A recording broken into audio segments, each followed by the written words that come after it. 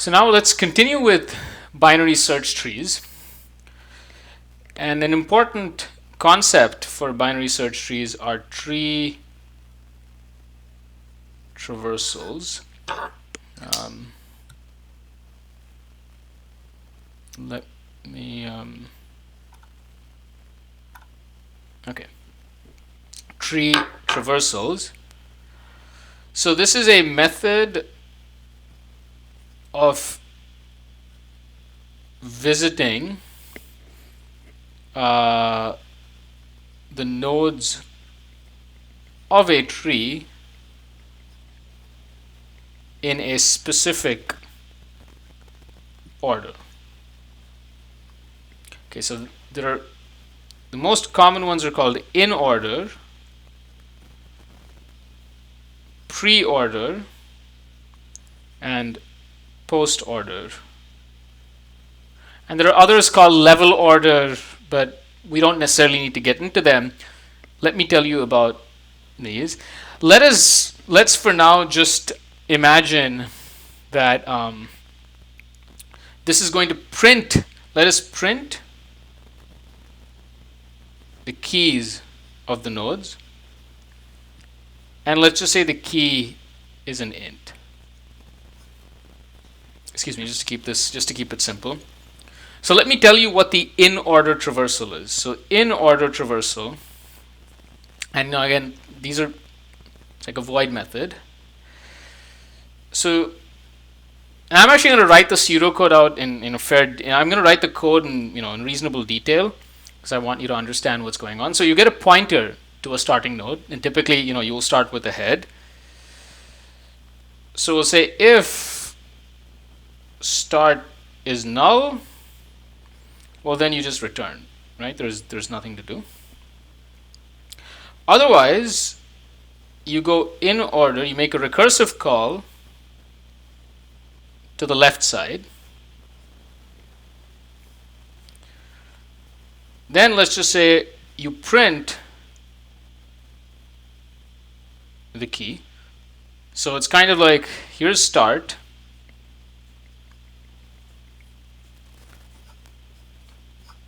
First, there is a recursive call to the left subtree.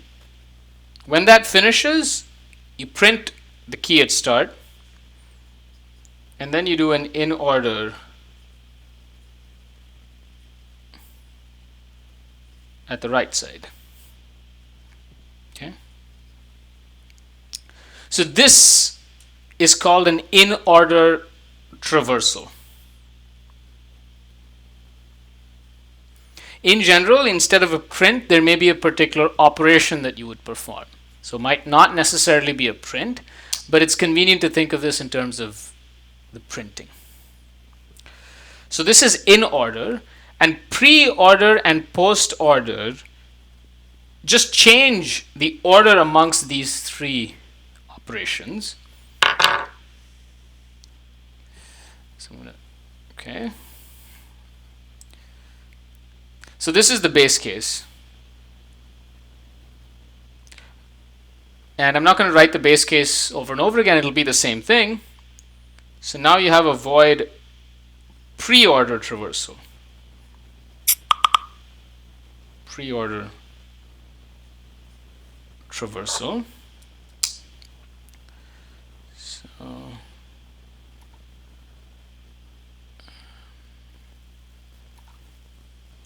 okay. So it, as usual, starts with a base case.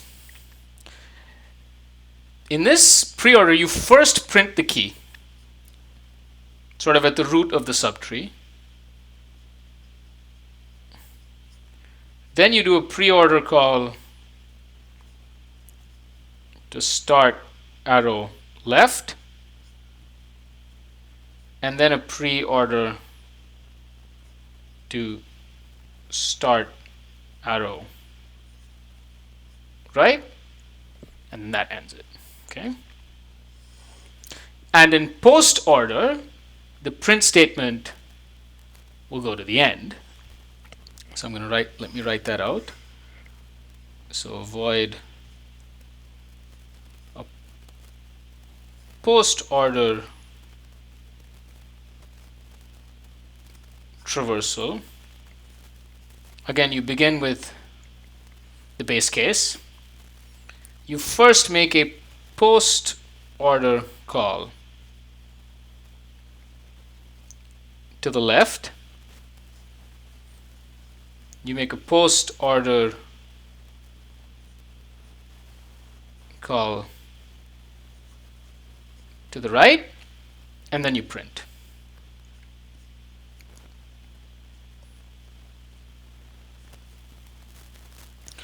So it's the only difference. Okay, so always there is a recursive call to the left side, which is before the recursive call to the right.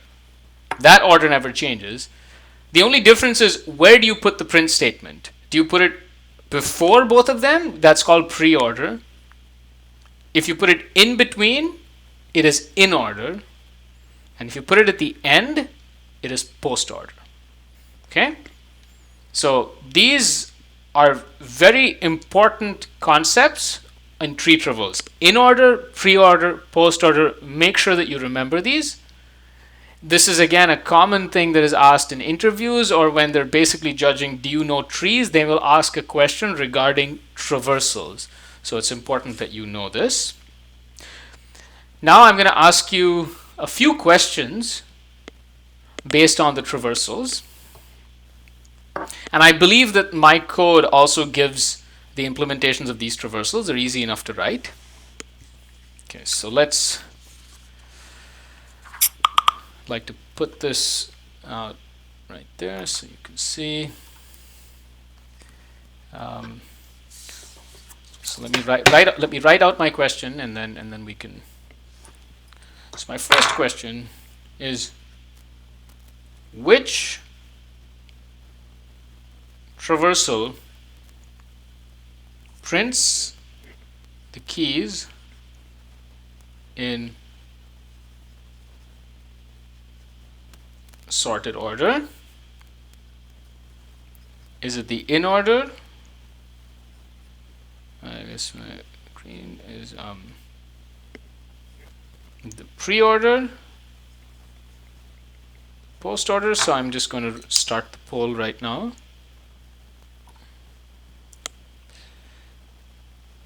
And there's the poll. So which of these prints it in sorted order? Let me see if I can show you all the code simultaneously.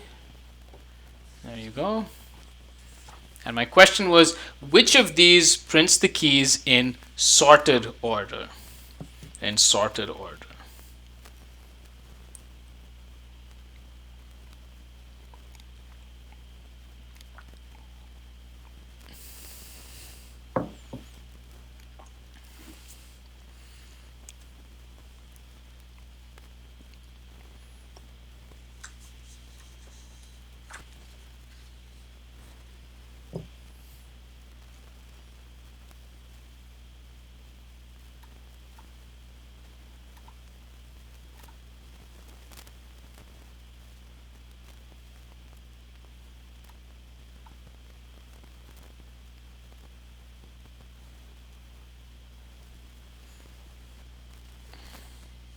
Okay, remember, and the options, just to remind you, are in, pre, and post. In order, pre-order, post order.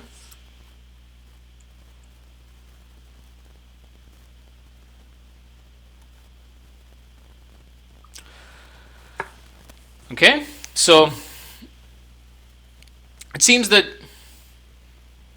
most of you have the right idea, although there is some confusion. So it's the in order traversal that prints the keys in sorted order. And let's see why that is the case. So the best way is to really think of it, in terms of induction or recursion, that to print in order, you first want to print L, then print start, then print R, right? So you have to print start in between these, because note, everything here is going to be less than the key at start, and everything here is more than the key at start. So you print L in sorted order. Then you want to print start, and then you want to print R in sorted order. Like this is how you would print things in sorted order, and that's exactly what the in-order traversal does. Okay, so the in-order traversal prints in sorted order. Okay, so that's my first question. Now let me ask you my second question. This is an interesting question. Given the in-order traversal of a BST, can you reconstruct the BST? So what I mean is I'm going to give you the in-order traversal. I'm going to ask you, which tree did this come from? Which tree did it come from? So can you reconstruct the BST? Is the answer yes or no? And let me just relaunch the poll.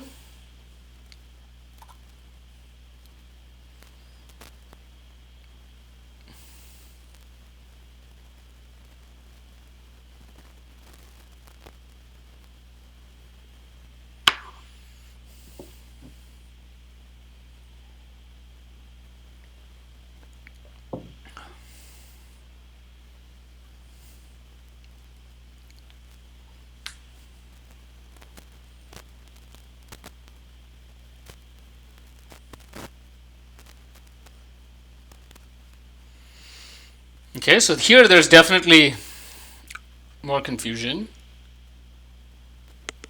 The answer is no.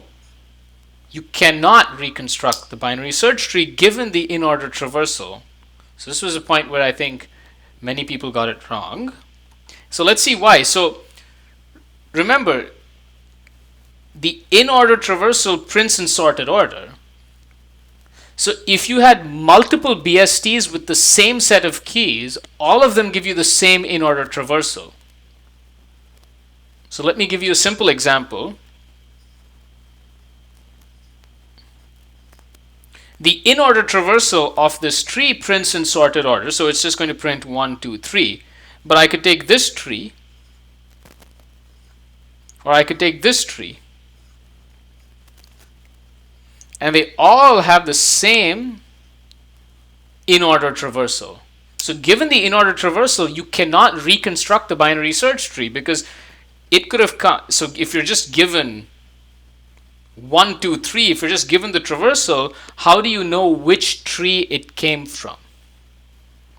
Okay. So any questions about this? Yeah, so there's a hand up. Yes.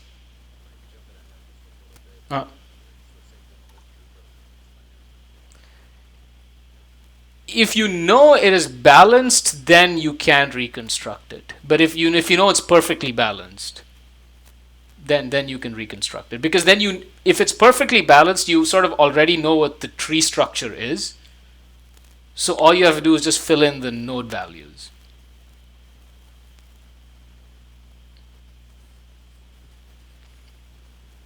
Any other questions about this?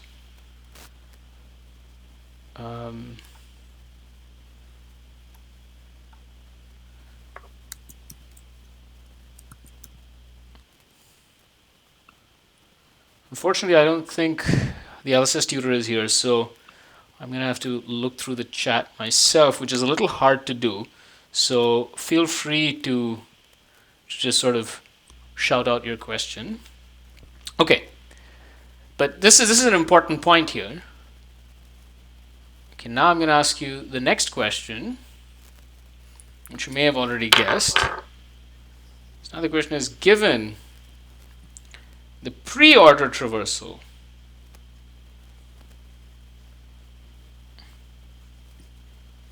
of a BST, can you reconstruct the BST. This is going to take some thought.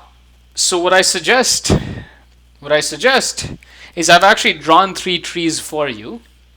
Why don't you write down their pre-order traversal? Write down their pre-order traversal and see what you get. Sorry, I need to, yes, there.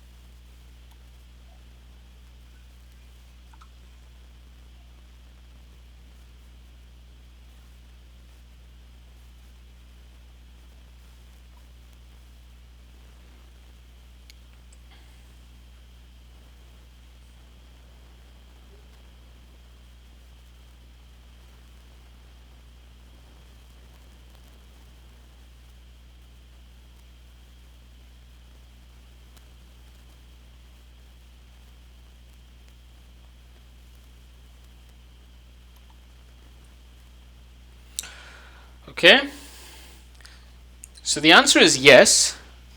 This is actually a classic question, classic coding question, which is actually, can you write code to do this? I'm not going to give you the code because it's I'd like you to do that as an exercise, but let me give you sort of the proof of this is actually by induction or recursion. And let me explain why. And by the way, if you did the pre-order traversals of these trees, you would see that the pre-order traversal of this is 2, 1, 3. The pre-order traversal of this is 3, 2, 1. The pre-order traversal over here is 1, 2, 3. So it's good news. The pre-order traversal of different trees actually gives you different outputs. So the way to think of the pre-order traversal is, suppose you have some tree. Here's the root has value x. Now everything here is less than x and everything here is more than x. Now if you put this into an array, which is what the pre-order traversal, think of it as putting it into an array. So what is the first key to be printed in the pre-order traversal? It's x. After that, there are going to be a bunch of things that are less than x. That's the pre-order traversal of the left subtree. That's L. This is the root. And then there are going to be a bunch of things that are more than x. So this is the way that you would actually construct it. You know that the very first key that you see is the root. So you make that the root. Then you take everything that is less than x. So you scan until you get everything less than x. And then you just recursively build the tree from there and attach it to the left child. Then you take everything in R, everything that is more than x, recursively build the tree and attach it to the right child. And that gives you the recursive algorithm, which is sort of the inductive proof for the reconstruction of the BST. And again, note that this is unique. So any questions about that? I'm going to end the discussion on traversals and move on to the next topic.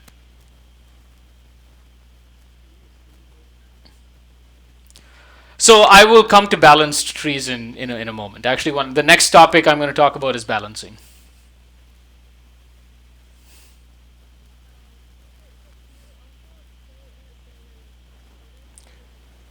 Good question. So if you want to do it with the post order, then note that the post order tree. So that's a good question. The post order traversal also you can do the same reconstruction. So what happens in the post order is the last thing to get printed is x, and then you have everything less than x here and more than x here. So instead of scanning left to right, you would scan right to left from the other end, and then you can have the same logic will hold.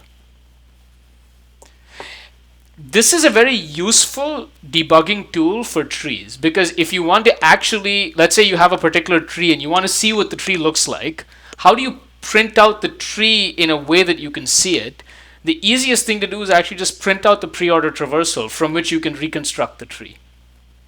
Right? So in your BST codes, when you're coming up with algorithms for various problems, and if you want to insert a bunch of nodes, you want to insert a bunch of values, delete a bunch of values, and see what the tree looks like, the way to visualize is to just print out the pre-order traversal and then you can draw it. Okay, so does that make sense? Do you see why the pre-order traversal is useful?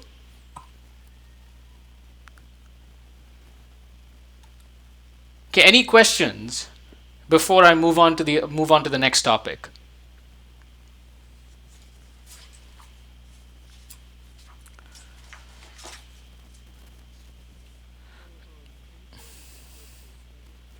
So post-order traversal over here would first print 1, then print 3, then print 2.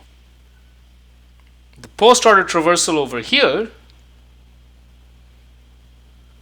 so this is kind of interesting. The post-order traversal here is going to be 1, 2, 3, right? Because it's going to start here. It's going to do post-order on that. So that's going to start there, do post order on that. That's just going to print 1. Then when it comes here, there's nothing on the right side, so then it's going to print 2. It's going to go up, there's nothing on the right side, so it's going to print 3.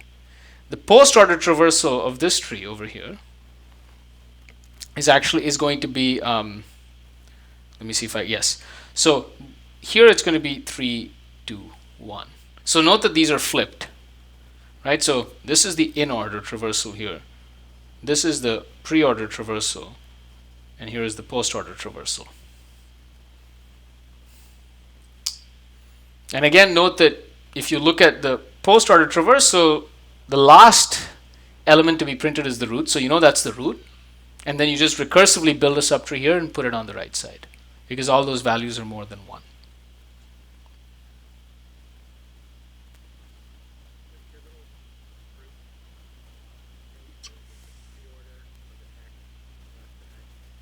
Mm-hmm.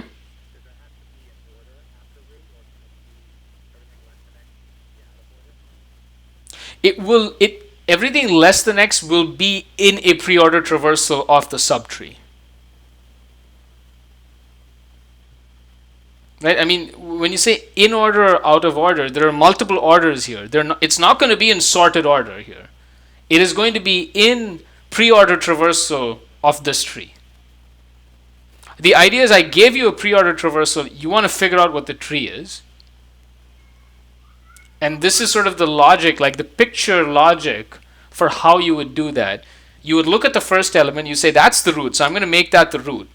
Now I need to figure out what is the tree which is in the left. Well, first I go and figure out what are the values in the left. That's everything less than x. But all of that is itself in pre-order. So I just recursively construct the tree from there, and then I attach it to the left side.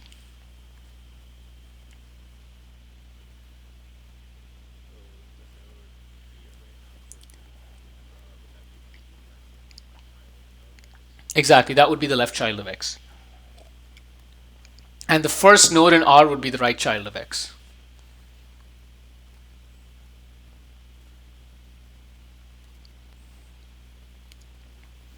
So what I'd recommend is I gave you my BST codes. I want you to look at the BST codes. Go ahead and actually, you can insert and delete a bunch of values, and you can write out the pre-order traversal and see if you can reconstruct the tree. And it will be very useful for you to understand how binary search trees work. So play around with that code as much as you can. Like insert, 5 to 10 different integers, and you see what the tree looks like.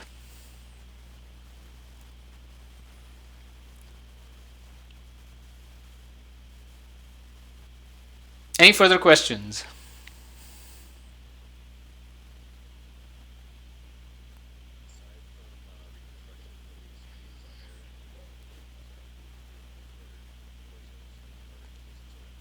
So in order gives you sorted, which is the most common use, which is if you have everything in a binary search tree and you want to just sort print everything. And you'll see that we'll do this with other trees. Then the in-order traversal gives you things in sorted order.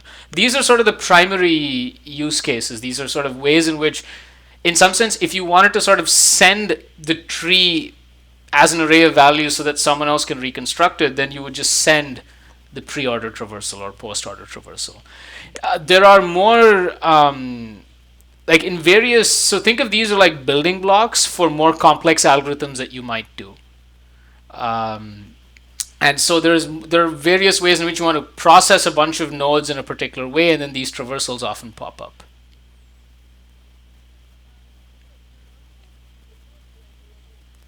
That's a good question. So that is called level order, which is a different kind of ordering, and that is also a valid sort of, that's a valid ordering. It isn't as sort of fundamental as the in-order, pre-order, and post-order, which are sort of the basics. You will see that some kind of level order traversal is going to be necessary for your test question on binary search trees. I've given a question over there where you might have to understand level order.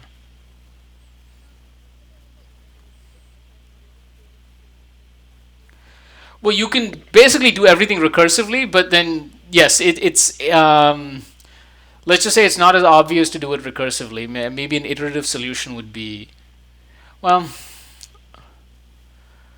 yeah, you wouldn't be able to just make one recursive call to the left and one recursive call to the right. You have to rethink how you would do it. Yes.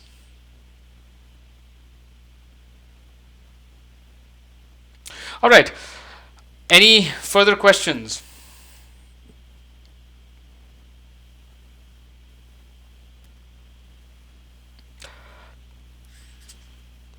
Okay, so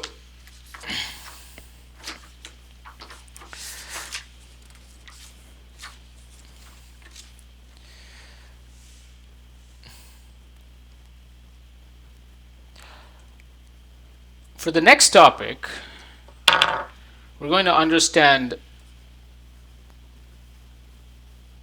self-balancing binary search trees. Before we actually talk about what these terms really mean, what self-balancing means, I want to start with a few questions which I think will try to explain to you why this concept is needed. So the first question we start is, what is the worst case running time of insert, delete, or find in a binary search tree? Okay, so let me make this precise. And if you think about it, you'll see that the worst case for insert, delete, and find, they're all the same. That is, it doesn't depend on which function you're looking at. So I'll say, suppose there are n nodes in a BST.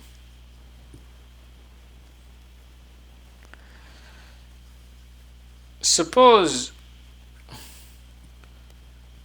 the maximum depth is D. So what is the depth?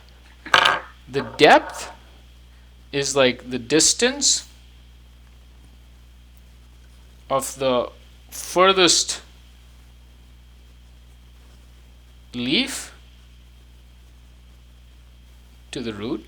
And the reason why I put distance in quotes is you define distance as, let's say, the number of ancestors you need to hop to get to the root. So you can think of distance as like the number of ancestors in the path. Right? So that's the depth. So if you have some tree of this form,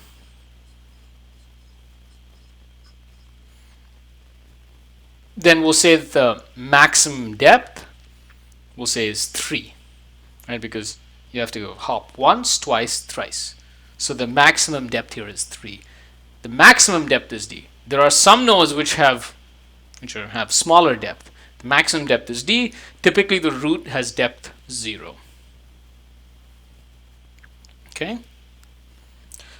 And so the question is, what is the running time of find? Worst case running time, the worst case running time. So the options are, is it basically constant? Is it linear in the depth? Or is it linear in n? Give me the best answer.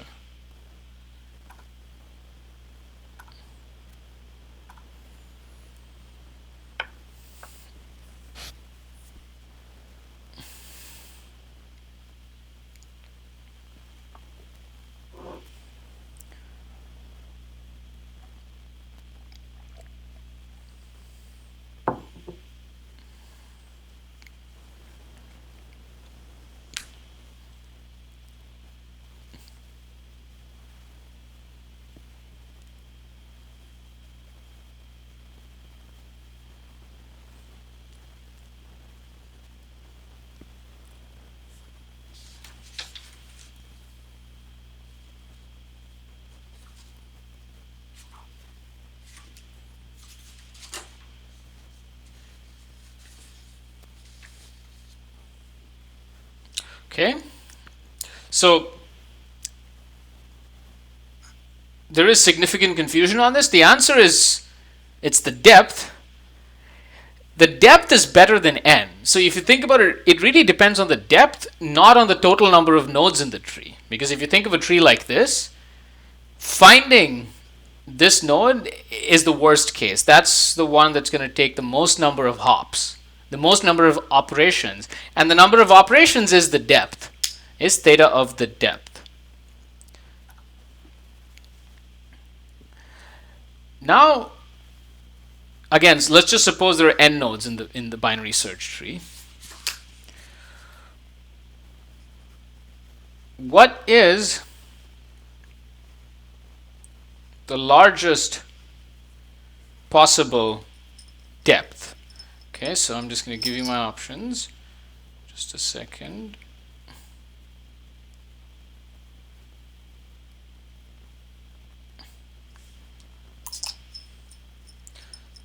So what is the largest possible depth? What is the largest possible depth? So if there are n nodes, what is the depth? Is the largest possible depth theta of 1? Is the largest possible depth theta of log n? Or is it theta of n? What is the largest possible depth?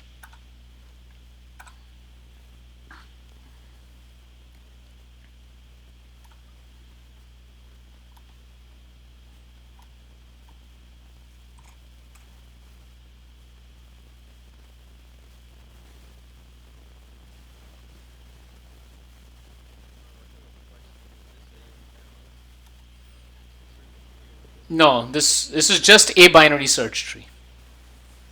This is just a binary search tree.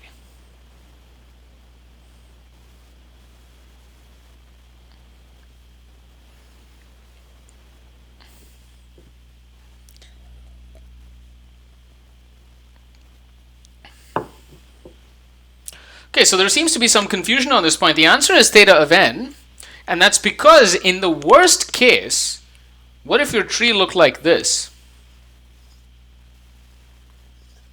Your tree could effectively just be a linked list. And can you get a tree like this? Sure, if you insert the keys in order. So you insert 1, insert 2, insert 3, and insert n. This is the tree that you're going to end up with. In which case the depth is n. And in this case, the runtime of find will also become n. So it becomes just a linked list. So insert in sorted order, and the BST looks like a linked list. Right? So it seems that it doesn't give you much of the benefits that you would expect from a binary search tree. What we do know, and I haven't done these other ones, but if you think of find, insert, delete, find min, find max, successor, predecessor, all run in theta of d in the worst case. So the depth of the tree, the maximum depth of the tree, essentially decides the runtime, and in the worst case, that depth itself can be n. In the worst case, the depth can be n. Okay? Any questions about this point? Any questions?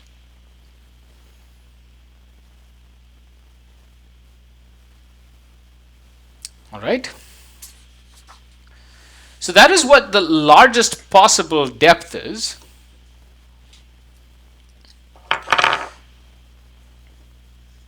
But now let me ask you a different question.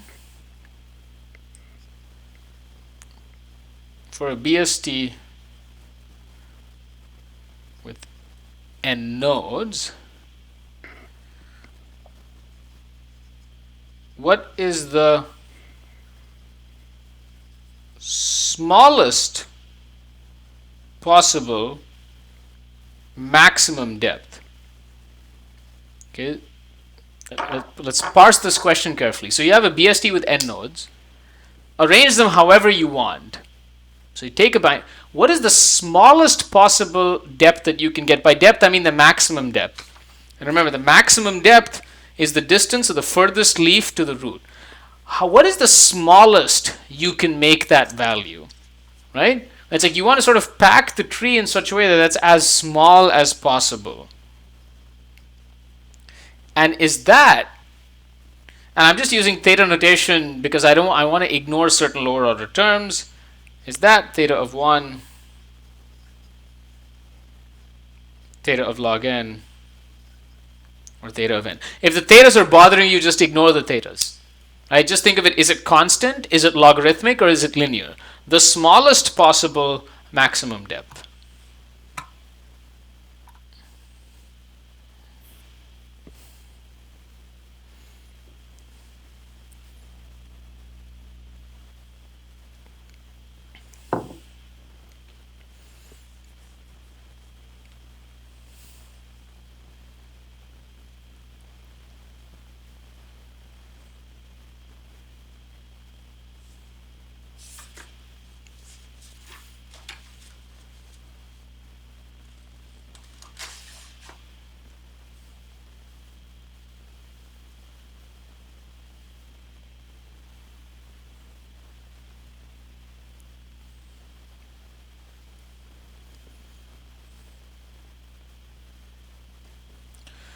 So the answer is log n, which means that no matter how you pack your tree, you're going to have something at depth log n.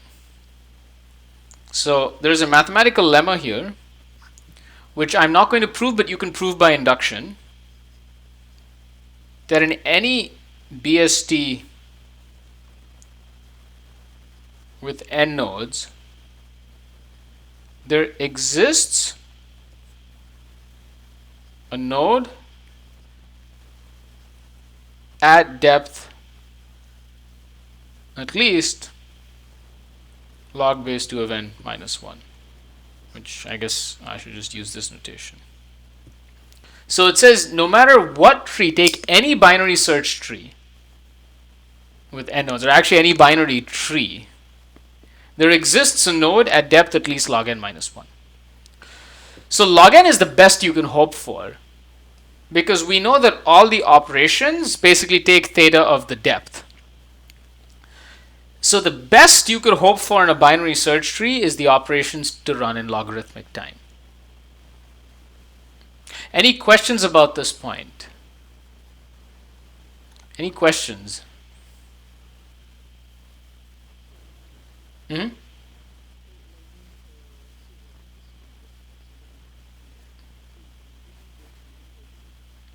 No, the maximum depth of the tree is the node that's the furthest from the root. So what is the maximum depth? It is the distance of the furthest leaf from the root. That's the definition of max depth. So for any tree, there is a max depth. And I'm saying, what is the minimum possible such value you can have for a tree with n nodes? Does that make sense? You're maximizing over all nodes in the tree and then minimizing over all the trees.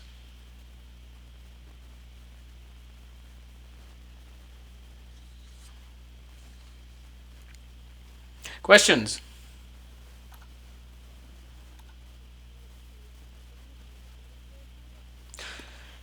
So we're trying to understand what is the best running time we can hope for with a binary search tree. Right? I mean, because we defined the binary search tree, we said that the binary search tree can do all these operations. And so we know that all these operations, the running time is theta of the depth, where d is the max depth. So now we're trying to understand what is the smallest we could hope that this could be. What is the smallest we hope that d can be? And this lemma says, well, the smallest you can hope for is log n. Like, if you have n nodes in a binary search tree, you cannot have a max depth less than log n, simply because the nodes have to go somewhere. Like, if you take, I guess, like 16 nodes, or even, I guess, 15 nodes, you put them in a binary search tree, you're going to have something at depth 4. Right? No matter how you sort of put it together.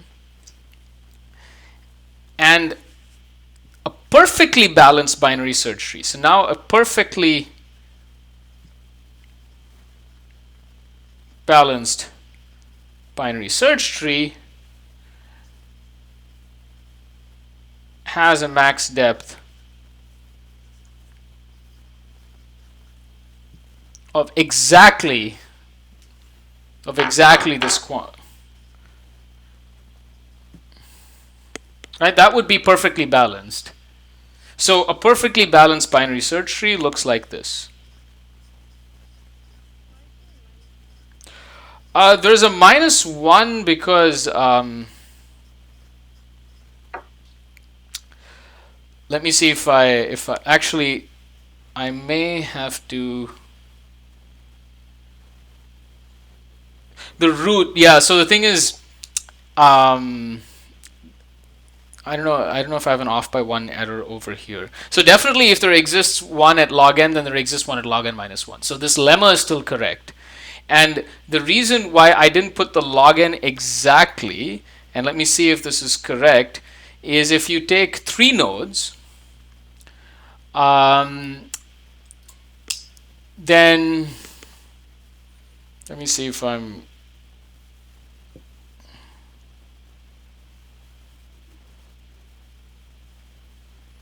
So I may have an off by 1 error here. That so essentially think of it as log n. I mean, you can basically this is easy to prove by induction. So that's the way I left it that way. But if that bothers you, basically it's log n.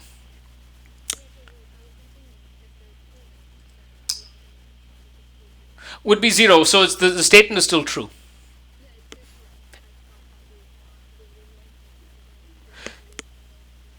You're right. So you would want it to be more precise, and maybe I think log n may also be correct. So let's just check. So if you have 3 nodes, then you know that the depth is 1, and then it's actually technically not correct, right? Because if you put log of 3, then log of 3 is more than 1, and you want the depth is actually only 1. So you need the -1 to make it correct. Does that make sense? Like if you take 3 nodes, right? So you need the -1 to be precise in cases when n is not a power of 2.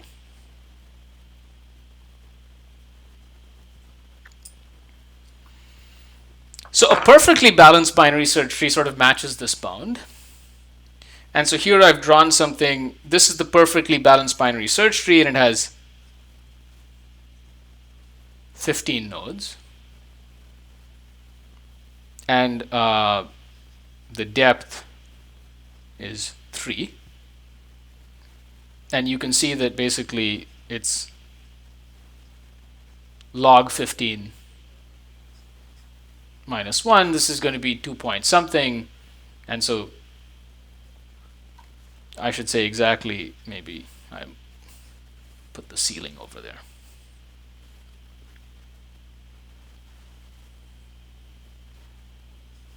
Okay.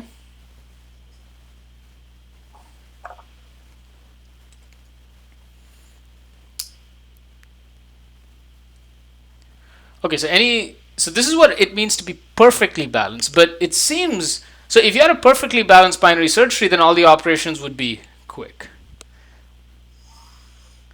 And so now this tells us what a self-balancing binary search tree is. A self-balancing binary search tree always maintains a maximum depth of theta of log n. So it gives you like log n up to a constant factor. So all operations, I should say all the operations we discussed,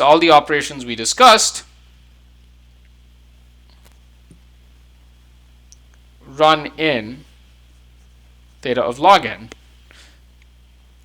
So this is complicated because, as we said, if you insert in sorted order, the tree looks like this. So a self-balancing binary search tree does a series of operations to maintain its depth, to reduce the depth. And so therefore, the operations are more complicated. They're more complex. It requires what's called a tree rebalancing to reduce the depth. So more complex operations, you need tree rebalancing after every insert and delete. There are many self-balancing binary search trees out there. The earliest one, this was I think came up in the 60s, is the Avl tree. And Avl is basically after the authors, that is Adelson, Velsky, and Landis tree. What was also invented in the 60s was something called a 2-3 tree. So this is actually not a BST. It's not a binary search tree. It actually has nodes where there are multiple keys, where nodes have many keys. Well, in this case, it's only 1 or 2 keys. And these are sort of conceptually clean. Conceptually simpler. They're not simple, but they're simpler than the other trees. The most common one that many of you have heard of is probably a red-black tree. So there's another balanced binary search tree called the red-black tree. I think this is basically, if you look at the C++ stdlib, this is how a map is implemented using a red-black tree. And there is something called a B tree, which is used in databases. And this sort of generalizes 2-3 trees. Now, what is interesting is, as I have taught this course and taught self-balancing trees multiple ways, I've ended up teaching all of these trees. And the red-black tree is the most common one to be taught. I don't know why, and I think it's primarily because the book CLRS covers these trees, and most people follow CLRS, and so these trees are discussed. Red-black trees are great, but they're very hard to understand. And they have all kinds of seemingly arbitrary and complex rules. In my mind, the easiest tree to understand is the Avl tree, which funnily enough is not taught anywhere. Even in CLRS, it comes as an exercise at the end of the chapter. But the Avl tree is actually conceptually the most cleanest version. And what I'm going to teach you is how the Avl tree works. The other trees have different sort of rebalancing rules, but once you sort of get the idea, you could imagine there are other ways of implementing Avl trees. Any questions at this point before we start diving into Avl trees? I think this is actually a good point for me to take like maybe a break for a couple minutes, answer any questions you have. I'll look through the chat, and then we'll resume with more discussion of these trees.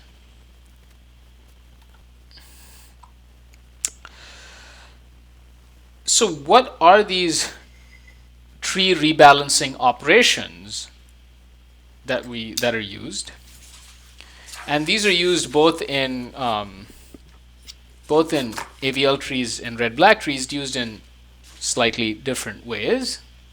And there is a fundamental operation called a rotation. Okay, and rotations are the way in which the depth is reduced or maintained.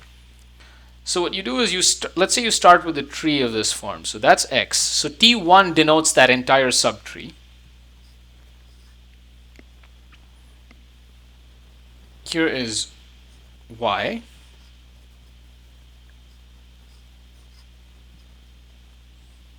Okay. So a rotation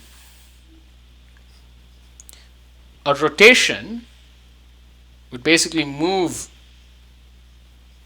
This is a rotation. So you're going to move Y to that position and you end up with this tree. So Y has a child X, has T1, T2, and T3. So let's just convince ourselves that this is going to be a valid binary search tree. All the keys in T1 are less than X. All the keys in T2 are between X and Y. And all the keys in T3 are more than Y. So that makes sense. Yes, this is less than X. This is in between X and Y. And this is more than Y. Right? So the rotation doesn't destroy the binary search tree property. When you rotate, you end up with a binary search tree again. But by rotations, you can change the depth of the tree. And that is exactly what these self-balancing trees do in a very clever series of operations, very carefully designed series of operations. They will perform rotations to maintain the depth. Now I want to ask you a question. Is suppose the tree has n nodes. How much time to perform an operation in the worst case?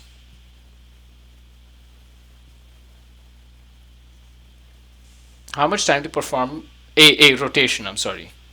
Perform a rotation. And I should say, like, there are left rotations and right rotations. So this would be a left rotation because I always get confused. The left and right tends to be a little confusing, but think of it as one rotation takes the right child, makes that the root in this case, the root of this subtree, and the opposite rotation would take, if you rotate the other way, then you get back to this tree, right? So if you want to go from this tree to this tree, you could rotate in that direction. And this is called, one of them is called left rotation, one is called a right rotation.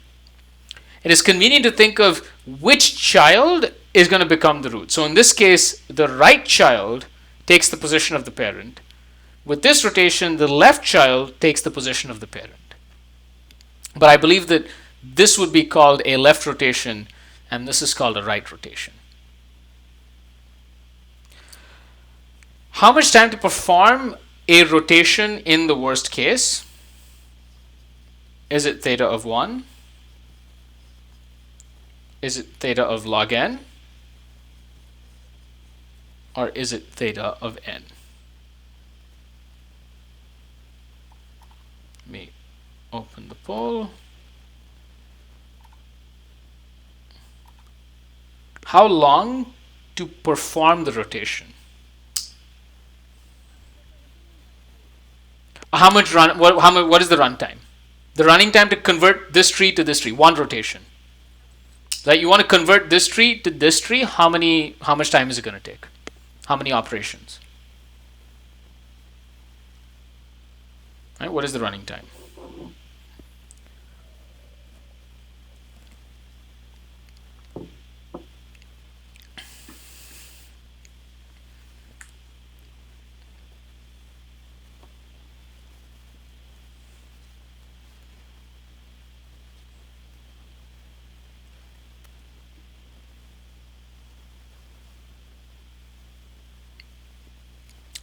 So there is clearly much more confusion about this because this is a trickier question to think about. It's almost split evenly right now as I see the poll evolve. It's almost split evenly amongst all the options.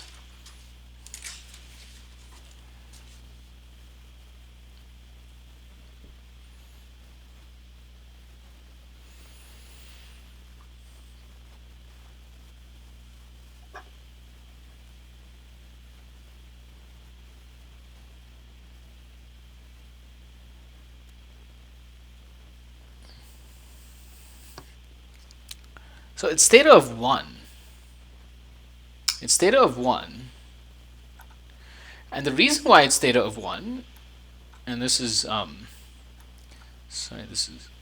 important to understand, is we only change the children of x and y, right? So let me zoom out a bit so that you can see more clearly. Right, so you need to change the children of x and y. You need to change the parents of x and y. And you have to change the parents of the roots of T1 and T2. Right, that's the only, so there are only, in this case, if you look at it, there are about 2 pointers for x, 2 pointers for y, 4, 5, 6, 7, 8. Only 8 pointers need to change, and actually it's even better. Like I think the left child of x does not change. So I think there are about 7 pointers that need to change. You need to change the parents of x and y because the parents of x and y change. Right? Y's parent becomes x's old parent, and x's parent becomes y. Y's children change, but only one child changes. So it's even better. So it's actually one child of each change. So there are 6 pointers that need to be changed, and that's it. You don't need to modify anything within T1, T2, and T3. Right? So there is no change within T1, T2, or T3. And this is exactly why rotations are a great way of changing the height, because they're so efficient. A single rotation is constant time. Is this clear? Please ask me questions about this if this is not clear.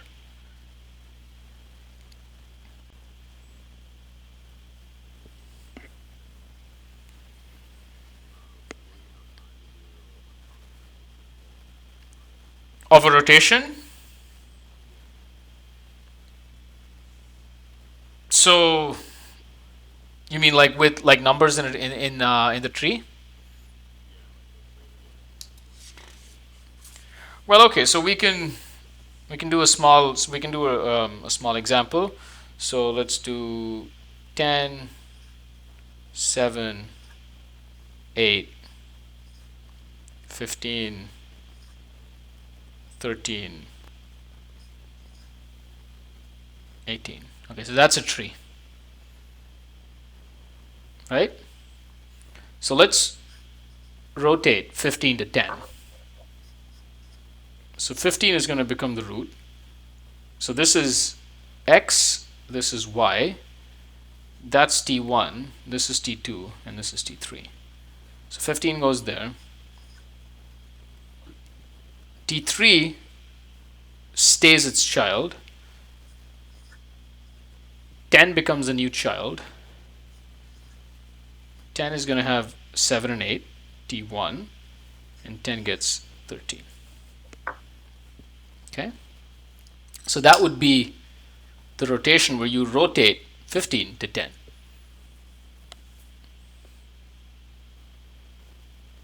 Does that make sense?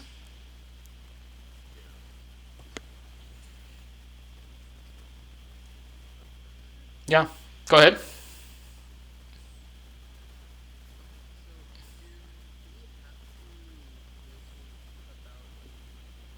No, you can rotate in subtrees. This is like, think of this as some subtree. So when I mean root of the subtree we're looking at. Yeah, there could be some stuff out here. Right, this could be within some piece, and so just to go back to maybe this example, this was sort of badly drawn. It could be something like that.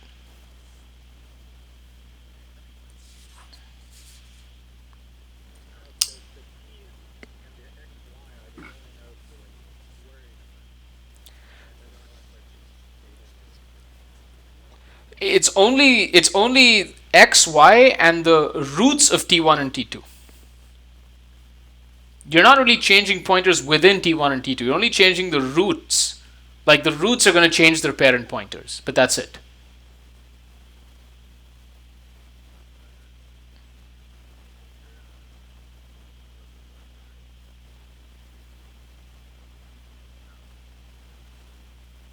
Exactly. So imagine maybe an example, maybe a better example to show. Suppose you took this tree. Okay? And let's do a rotate to reduce the height, to reduce the max depth, or also called the height. So 2 is now going to become the root. So 1 goes down here, and you get this tree. So you see how by the rotation we change the maximum depth. And so if you have to do this carefully so that, like, you know, how do you do this in such a way that you can get the height back to log n? Like that's sort of, or how do you maintain the height being log n, the height or the depth being log n?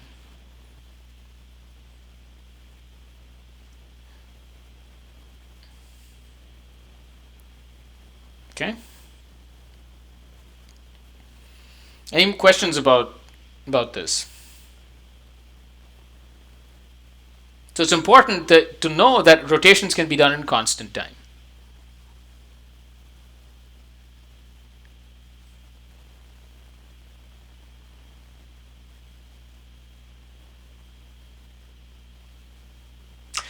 All right. Now that we have this sort of background, let's talk about the Avl tree.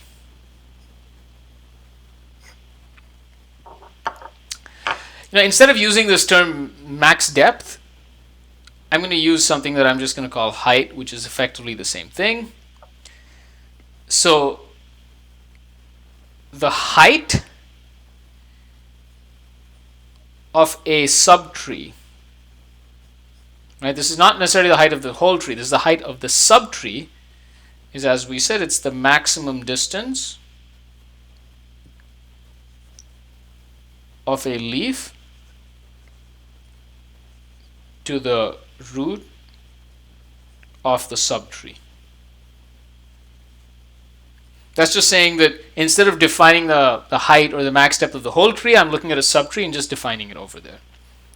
So this is called the height. Now the Avl trees maintain a special height property. So let x be a node. So x is some node, and I'm going to call something called, I'm going to define a quantity called the balance factor of the node. So the balance factor is the height of the left subtree of X minus the height of the right subtree of X. That's the balance factor of a node.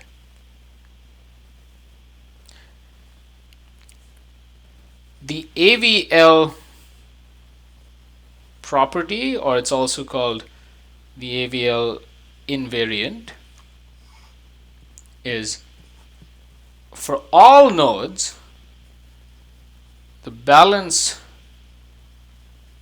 factor of the node is either -1, 0, or +1. Okay, this is the property, the Avl property. It says that for all nodes, the balance factor is either -1, 0, or +1. It's only allowed to have one of these three values. If the balance factor was always 0, then you have a perfectly balanced tree. But it's not possible to have a perfectly balanced tree if the number of nodes, is not 2 to the some 2 to the k minus 1. Right? So this allows for a little bit of imbalance, but just by 1 with the left subtree and the right subtree. So this is the Avl invariant. This is the Avl invariant.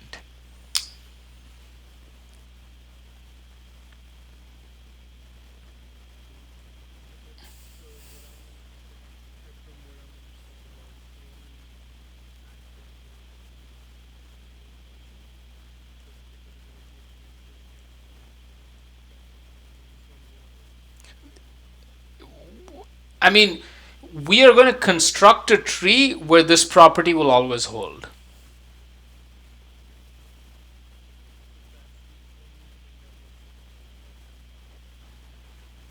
Well, but this little thing is going to sort of completely change how we're going to completely change what the tree looks like.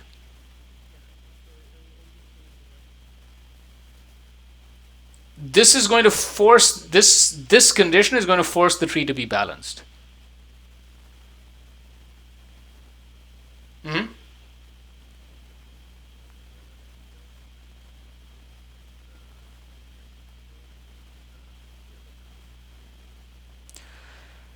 So the problem is that the term balanced tree is a little ill-defined. Usually people are talking about a perfectly balanced tree.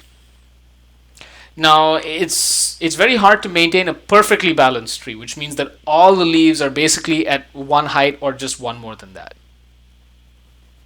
So what you have is something that you can think of as an approximate balancing. This ensures that the depth is basically theta of log n. It's not going to be exactly log n, but it's going to be theta of log n. So maybe you'll have some nodes at depth 2 log n, 2 times log n.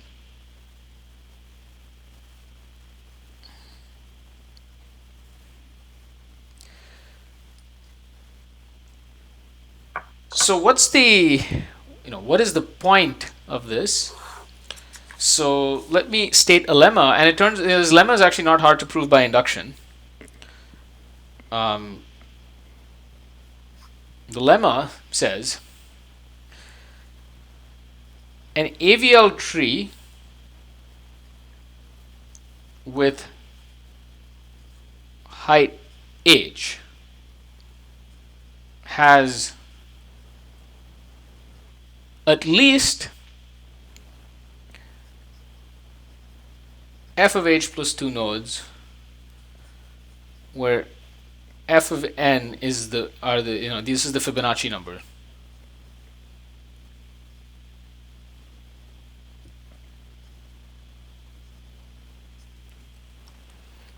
And you can think of the Fibonacci number is f of 0 is 1, or f of 0 is 0, f of 1 is 1, f of 2 is 1, and f of 3 is 2.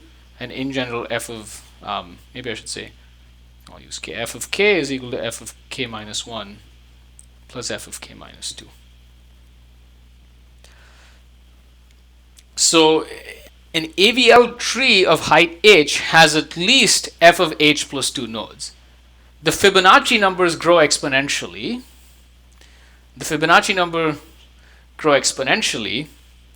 And I'm going to give some bounds that are loose in terms of the constant factor. This is not that important.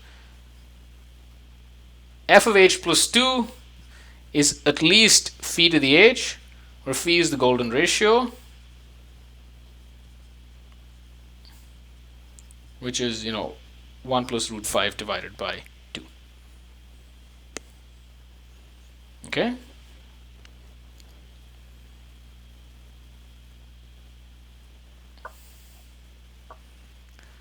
So that means that the number of tree nodes is exponential in the height.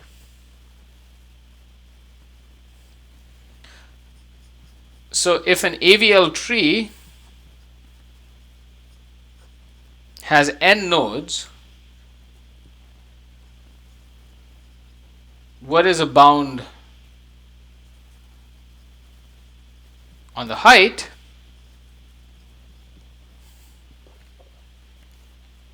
So you can see that the height h is going to be at most log base phi of n, which is theta of log base 2 of n, because you can always change the base. So an Avl tree is essentially it's self-balancing. It's always going to be balanced, and all you need is this condition. The fact that the balance factor is -1, 0, or +1. Using this fact, one can prove this lemma by induction. And when you prove this lemma by induction, you get a bound on the height of the tree, and it's theta of log n. Because the golden ratio, this is strictly greater than 1. Right?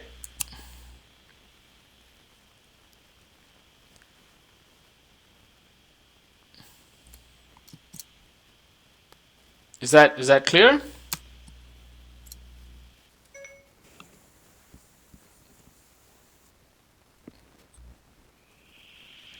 Any questions about that?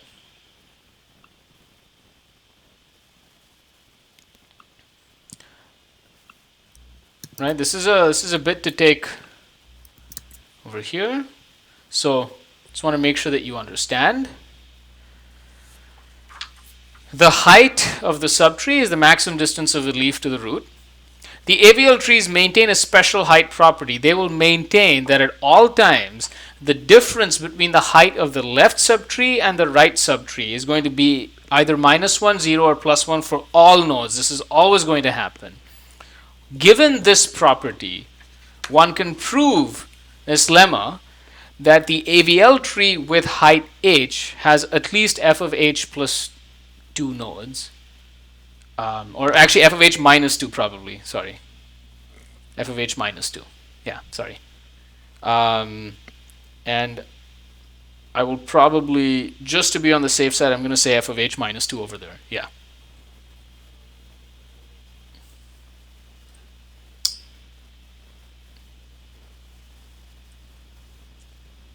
Yeah.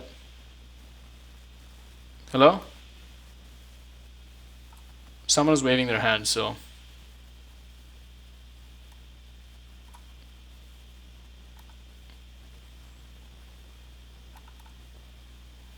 Hello? Is everything working? Can everyone hear me? Yeah?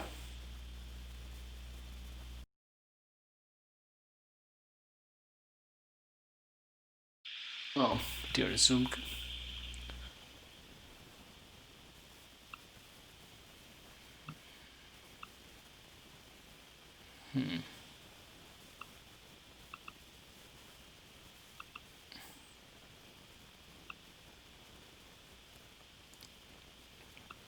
Something failed. Something failed here. Can you hear me now? Yeah, okay. I'm not entirely not sure what happened. Okay, yeah, so I wanted to, yeah, so the Avl tree of height h has at least f of, I should say, h minus 2 nodes, just to be on the safe side. And f of h minus 2 is at least the golden ratio to the power h minus 2. So essentially, up to some constant errors, the bound on the height is basically its log base phi of n, where phi is the golden ratio. So instead of log base 2 of n, which is like perfectly balanced,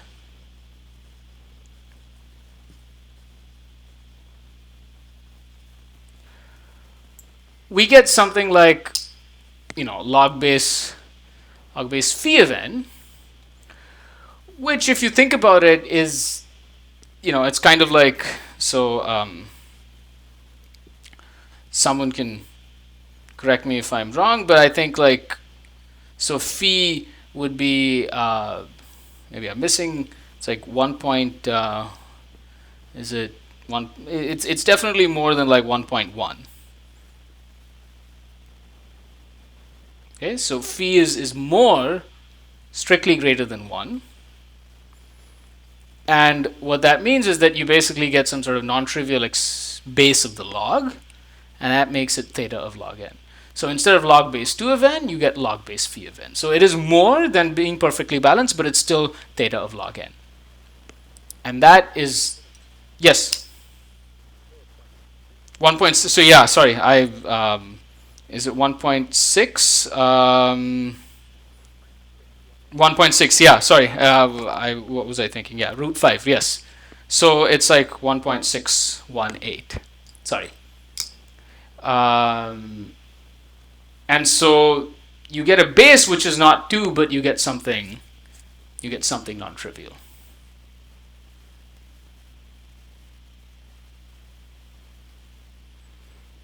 Okay, so that is sort of the point of the Avl tree.